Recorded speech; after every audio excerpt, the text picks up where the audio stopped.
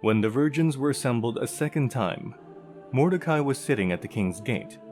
But Esther had kept secret her family background and nationality, just as Mordecai had told her to do, for she had continued to follow Mordecai's instructions, as she had done when he was bringing her up. During the time Mordecai was sitting at the king's gate, Bigthana and Teresh, two of the king's officers who guarded the doorway, became angry and conspired to assassinate King Xerxes. But Mordecai found out about the plot and told Queen Esther, who in turn reported it to the king, giving credit to Mordecai. And when the report was investigated and found to be true, the two officials were impaled on poles. All this was recorded in the book of the annals in the presence of the king.